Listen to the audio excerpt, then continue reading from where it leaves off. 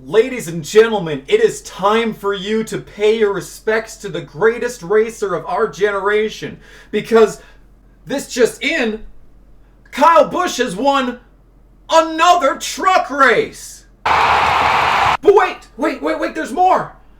Kyle Busch has just won another Xfinity race.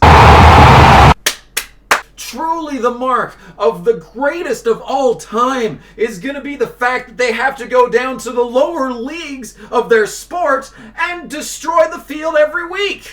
Yes! Because when I think of guys like Michael Jordan or LeBron James, when I think about what makes them as great as they are, is that they went to their local high school and dunked on every single member of the high school varsity team. Okay, maybe they didn't do that. How about the man of the hour, Hank Aaron? Some of the greatest sluggers in the history of Major League Baseball. Hank Aaron. Barry Bonds, before everyone realized that he was a roid user. And like Babe Ruth, all of those guys, when we look back on their legacies, the first thing that sticks out in everyone's mind is how they went down to the minor leagues every other game and destroyed everyone and padded their stats. Are we still pretending like Kyle Busch's lower series wins mean anything? Are we still pretending this? Why is this a thing? Why is this always a thing? Every week we gotta discuss this. Hot take. Richard Petty's 200 wins is an overrated stat line. They ran more races with less cars. In addition to that, less cars finished races then, and he had some of the best equipment in the garage. Sorry, not sorry. What? Are you honestly trying to compare then to now? Oh, less cars! Bitch! Do you see what I'm looking at right now? This is the entry list to the 1950 Southern 500. There appears to be 80 cars! Less cars! This is literally twice as many as you can have in a cup race. Literally twice as many today. Less cars! Less cars! This laundry list of vehicles. Less cars. Okay.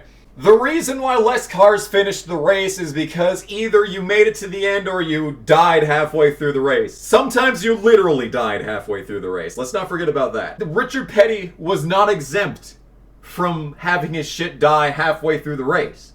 Like, it's not like he had the golden engine that made it all the way to the end of the race every single week. Nah. He didn't finish a lot of races either. If he actually finished every race that he participated in and didn't have parts failures, he'd probably have 300 wins for all we know. A bunch of the King's wins came against local dudes in midweek races. 12-car fields, lol. What Kyle is doing is closer than what anyone wants to admit. Yes, and that would be a very convincing argument. You know, if it was accurate.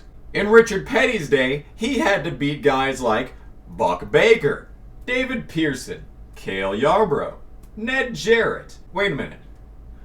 I think all of those drivers are in the NASCAR Hall of Fame. Well, that's certainly interesting.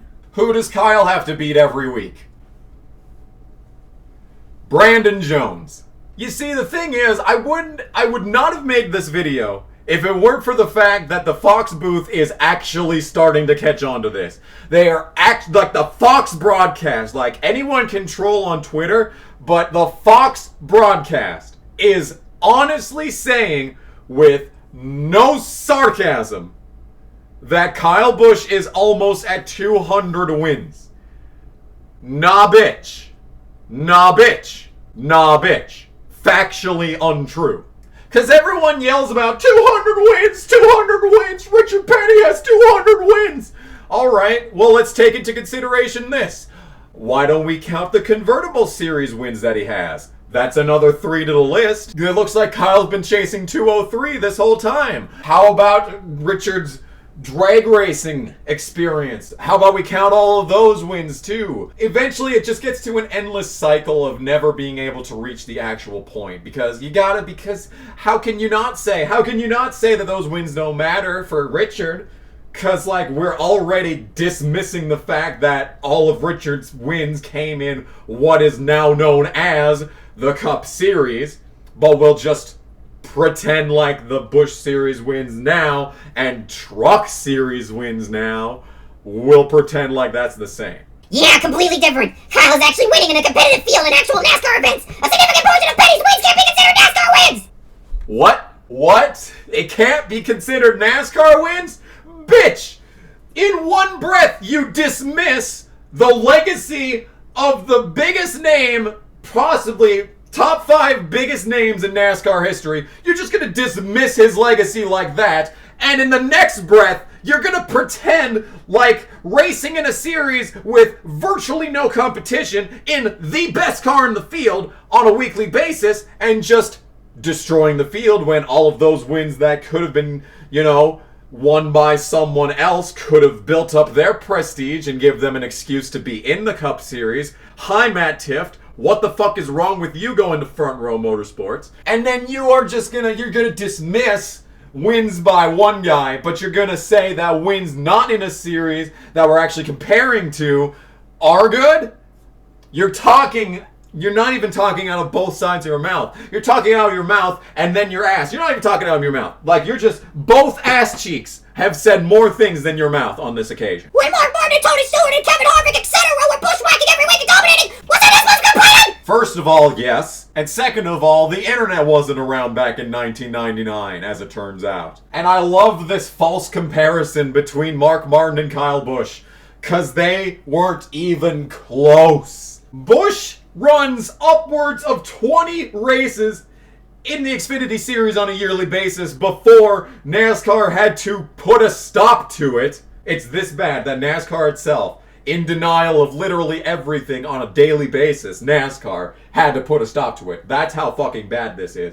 When Mark Martin ran maybe around 6 or 7 a year. And yeah, the difference is that Martin won most of his races. So why are we going to pretend like Busch is more impressive if he's doing more races in better equipment in a weaker field?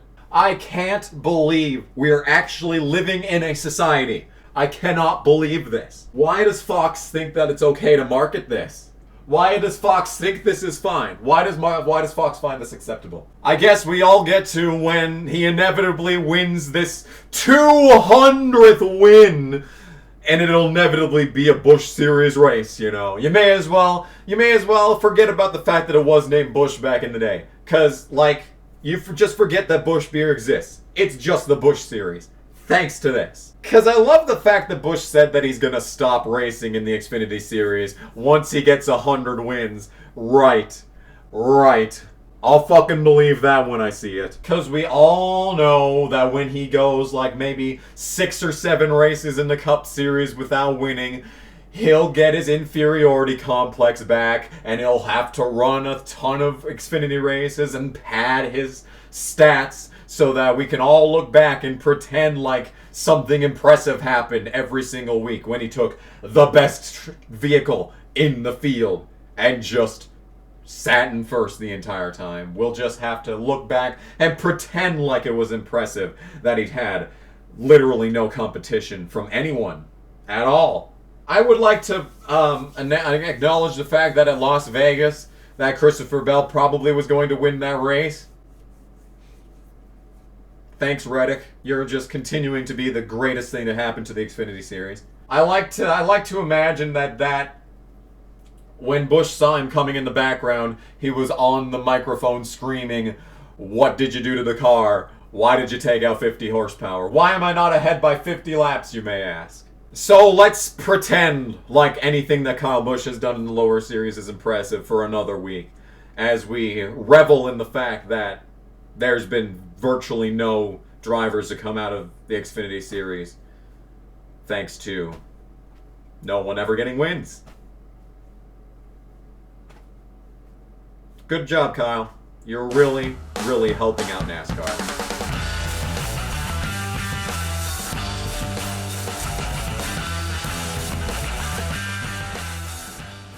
What the fuck is happening right now? Hello? Come on, Vito. Yes. Yes. No. Yes. Maybe. All right. Here we go. No. Wait. No, don't go over there. No. Oh, God! No kidding, Rick Allen. I couldn't have said it better myself, honestly.